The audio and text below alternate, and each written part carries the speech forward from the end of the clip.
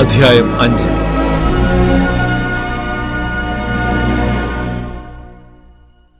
ഞാൻ എന്റെ പ്രിയതമന് അവന്റെ മുന്തിരിത്തോട്ടത്തെക്കുറിച്ച് എന്റെ പ്രിയന്റെ പാട്ട് പാടും.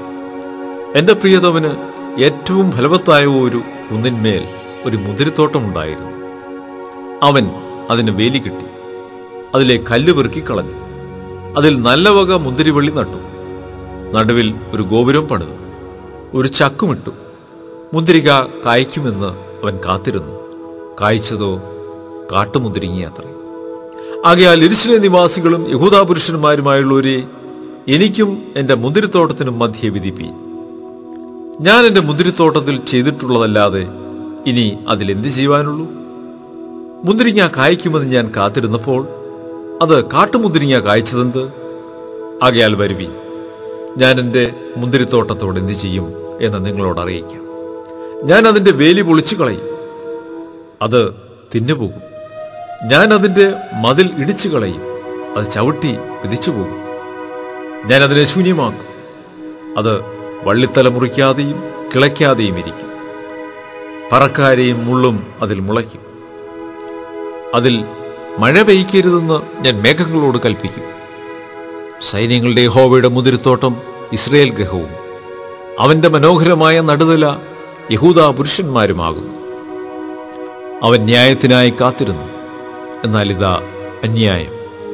നീതിക്കായി നോക്കിയിരുന്നു, എന്നാൽ ഇതാ ഭീതി. തങ്ങൾ മാത്രം ദേശമധ്യേ പാർക്കത്തക്കവണ്ണം മറ്റാർക്കും സ്ഥലം ഇല്ലാതാകുവോളം വീടോട് വീട് ചേർക്കുകയും വയലോട് വയൽ കൂട്ടുകയും ചെയ്യുന്നവർക്ക് അയ്യോ കഷ്ടം. ഞാൻ കേൾക്കെ സൈന്യങ്ങളുടെ യഹോവ അരുളി ചെയ്തത്, വലിയതും നല്ലതുമായിരിക്കുന്ന പല വീടുകളും ആൾപ്പാർപ്പില്ലാതെ ശൂന്യമാകും നിശ്ചയം. 10 കാണി മുന്തിരിത്തോട്ടത്തിൽ നിന്ന് ഒരു ബെത്തും 1 ഹോമർ വിത്തിൽ നിന്ന് 1 ഏഫയും മാത്രം കിട്ടും. അധികാലത്തെഴുന്നേറ്റ് മദ്യം തേടി ഓടുകയും വീഞ്ഞു കുടിച്ച് മത്തരായി സന്ധ്യാസമയത്ത് വൈകിയിരിക്കുകയും ചെയ്യുന്നവർക്കും അയ്യോ കഷ്ടം. അവരുടെ വിരുന്നുകളിൽ കിന്നരവും വീണയും തപ്പും കുഴലും വീഞ്ഞും ഉണ്ട്. യഹോവയുടെ പ്രവൃത്തിയെ അവർ നോക്കുന്നില്ല, അവന്റെ കൈവേലയെ വിചാരിക്കുന്നതുമില്ല. അങ്ങനെ എന്റെ ജനം അറിവില്ലായികയാൽ പ്രവാസത്തിലേക്ക് പോകുന്നു. അവരുടെ മാന്യന്മാർ പട്ടിണി കിടക്കുന്നു. അവരുടെ ജനസമൂഹം ദാഹത്താൽ വരണ്ടുപോകുന്നു. അതുകൊണ്ട് പാതാളം തൊണ്ട തുറന്നു, വിസ്താരമായി വായ പിളർന്നിരിക്കുന്നു. അവരുടെ മഹിമയും ആരവവും ഘോഷവും അവയിൽ ഉല്ലസിക്കുന്നവരും അതിലേക്ക് ഇറങ്ങിപ്പോകും. അങ്ങനെ മനുഷ്യൻ കുനിയുകയും പുരുഷൻ വണങ്ങുകയും നിഗളികളുടെ കണ്ണ് താഴുകയും ചെയ്യും. എന്നാൽ സൈന്യങ്ങളുടെ യഹോവ ന്യായവിധിയിൽ ഉന്നതനായിരിക്കുകയും പരിശുദ്ധ ദൈവം നീതിയിൽ തന്നെത്താൻ പരിശുദ്ധനായി കാണിക്കുകയും ചെയ്യും.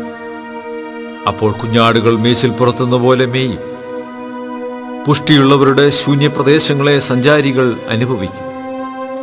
വ്യാജപാശം കൊണ്ട് അകൃത്യത്തെയും വണ്ടിക്കയർ കൊണ്ടെന്ന പോലെ പാപത്തെയും വലിക്കുകയും അവർ ബന്ധപ്പെട്ട് തന്റെ പ്രവൃത്തിയെ വേഗത്തിൽ നിവർത്തിക്കട്ടെ, കാണാമല്ലോ, ഇസ്രയേലിൻ പരിശുദ്ധന്റെ ആലോചന അടുത്തു വരട്ടെ, നമുക്കറിയാമല്ലോ എന്ന് പറയുകയും ചെയ്യുന്നവർക്ക് അയ്യോ കഷ്ടം.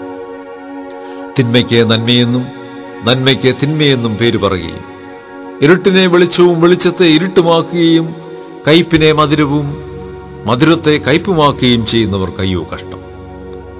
തങ്ങൾക്ക് തന്നെ ജ്ഞാനികളായും തങ്ങൾക്ക് തന്നെ വിവേകികളായും തോന്നുന്നവർക്ക് അയ്യോ കഷ്ടം.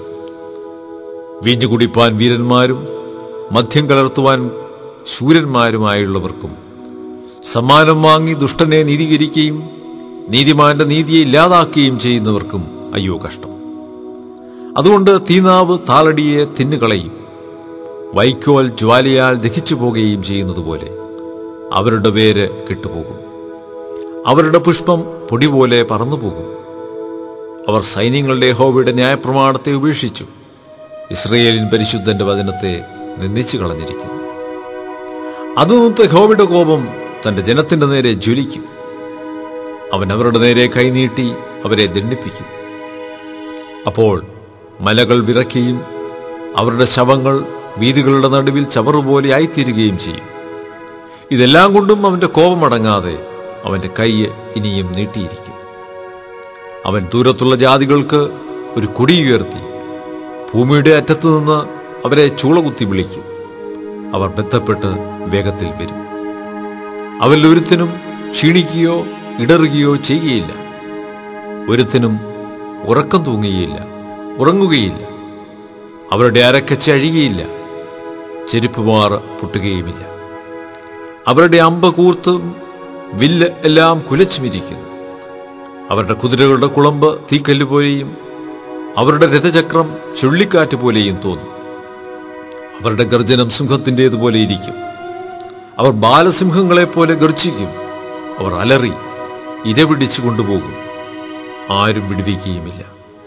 അന്നാളിൽ അവർ കടലിന്റെ അലർച്ച പോലെ അവരുടെ നേരെ അലറും. ദേശത്ത് നോക്കിയാൽ ഇതാ അന്ധകാരവും കഷ്ടതയും തന്നെ. അതിൻ്റെ മേഘങ്ങളിൽ വെളിച്ചം ഇരുണ്ടുപോകും.